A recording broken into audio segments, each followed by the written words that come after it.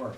Okay, just a little bit about the business climate right now, and you know, it's tough. It's tough.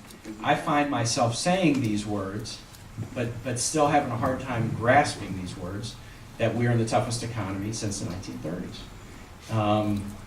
You know, I've said those words a lot, and by any objective measure, it's true.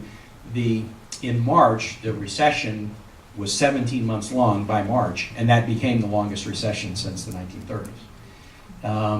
And so now we're another, you know, 4 months beyond March, so we're at 21 months. And so it has been very, very difficult. And I come from a small business family. My dad is now retired, not still active in business, but I know how hard it has been for small businesses. We've been working to expand procurement, et cetera, but it has been very, very difficult. Our unemployment rate in Virginia, it's 2+ points below the national average. That's good. But it has doubled, or more than doubled, in the last 14 months. It was about 3.1 or 3.2%, Pat, I think, when we started in 2006, and it's about 7.2% now, with a national average of about 9.5. Interestingly enough, we are still one of the lowest in the United States, especially of large states, but that's cold comfort, you know, to communities that have seen their unemployment rates double. And the average of 7.2% is just an average. There's communities in Virginia where it's 15 to 20%. And this has affected everybody. It's affected businesses. I've probably made decisions in my budget cutting that have laid off, you know, probably somewhere, I don't know, Greg, what would you think? Somewhere in the 2,000 to 3,000 people range. 1,500 to 2,000. We just had to announce another 600 layoffs from VDOT on Monday. So we're all going through this together. I mean, and I guess the thing that is that is anxiety producing for many is Virginians can get through anything.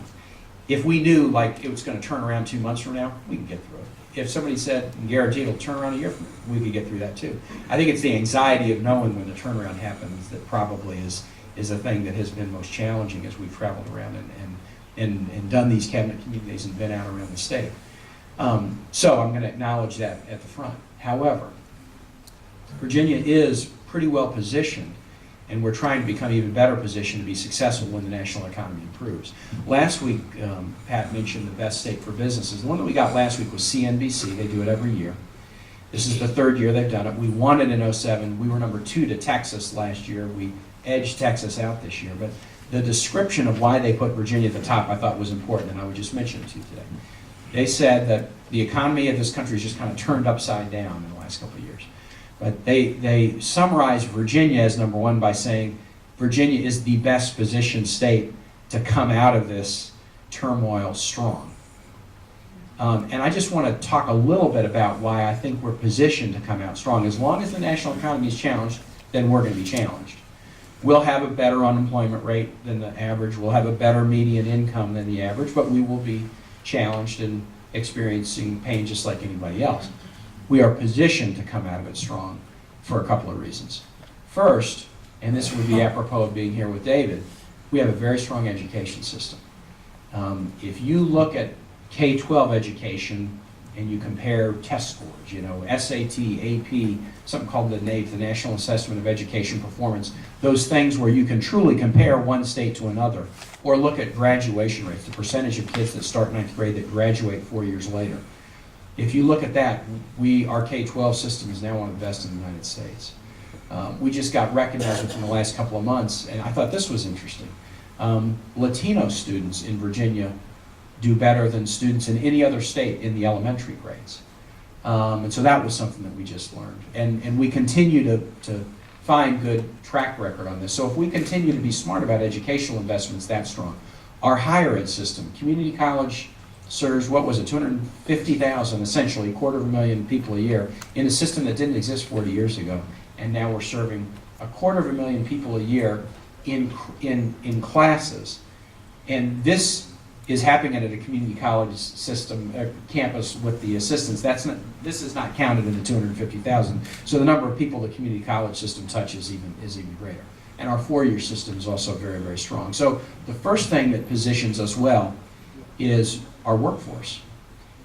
I'm doing economic development calls a couple of times a week trying to convince a business, if they're thinking about moving, to come to Virginia. We just had an opening yesterday, Pat, I think, that we didn't go to. We announced it a couple weeks, or maybe a couple months ago. Hilton decided to move their international headquarters from California to Virginia. They moved to Fairfax, and I think they did their opening yesterday. And so we are landing businesses. We did a major opening of a new manufacturing facility in Newport News a week ago today. When we land them now, what they say is it's because of the workforce. 10 years ago, when I was doing economic development deals as the mayor of Richmond, it was about the incentive package. Well, another city or another state offered a little bit more of an incentive package. Those are still important. But the thing that is the top now is the workforce. So being here in a program like this and participating and getting new skills, it's all part of workforce training. Whether it's pre-K, K-12, higher ed, or coming back to come to a DBA seminar to learn some more things. It's about upfitting your skills. And employers around the country and now around the world, because a lot of the deals we're doing are foreign companies wanting to invest in the United States for the first time. And if they're going to do that, they want it to work. And they see, best state for business, we make the bet in Virginia, it's more likely to work. The second thing that Virginia is very, very strong in, that is increasingly very, very important, is global connections. We have a huge number of international companies in Virginia who view Virginia as a great place to do business. Not everybody in public life likes the word globalism because, frankly, when a lot of policymakers in our country hear globalism, they think, well, what jobs are going to go elsewhere? Textile jobs will move to South America or China, or other jobs will be outsourced. But one of the things that we have in Virginia and in this area, we have a lot of very strong foreign companies that have chosen to invest in Virginia and in this area because, again, the North American market is big.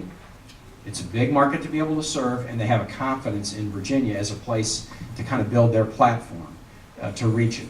Virginia has a Dulles Airport with 400 nonstop flights a week to foreign cities. Virginia has the port in Hampton Roads, which is the second most active port on the east coast of the United States, and it's only climbing. The Panama Canal is getting refitted, so a lot of freight that comes to the west coast now is going to come around the east coast. That port will continue to grow, and it creates opportunities all over the Commonwealth. So the first two areas where we're really strong and we're positioned are strong education and global connections. Finally, this is important, we're a business-friendly state in our regulatory and our tax climate. And again, we can always be better. We can always figure out a way to be better tomorrow than we are today. We have to challenge ourselves to do that. But these awards that we're getting from Forbes or from CNBC or from U.S. News and World Report or the Polina Corporate Report almost always comment upon relatively low tax burden, very professional economic development operation, and fair regulatory climate. We're not, over-regulators compared to some states. That's a good bipartisan tradition. Democratic governors, Republican governors, Democratic, Republican legislators, we're all trying to have a business-friendly climate. We're going to continue to try to do that. So, what I'll say to conclude is, we all, I think it's a football coach who said it, and somebody will probably know if it was Lombardi or George Allen or who, adversity doesn't build character, adversity reveals character. Adversity builds character too, but this is a time that really reveals character. It reveals character of a state, character of leaders, character of individuals. We're all being tested in a time like this. But I say this with the greatest sincerity. I wouldn't be governor of any other state. I wouldn't live in any other state. As I look at the challenges that we have as a nation and the challenges that we're wrestling with as a Commonwealth, I do believe that in a business climate and in a quality of life way, we are very, very lucky here. We're positioned in ways that are very, very important going forward. The fact that we're positioned well going forward doesn't make it any easier today. But I think it can give us a sense of confidence about what's to come. If there's one thing I've learned about Virginians, we're really resilient people. We can figure these things out, we're creative, we're resilient, we know how to rely on each other to get through challenging times.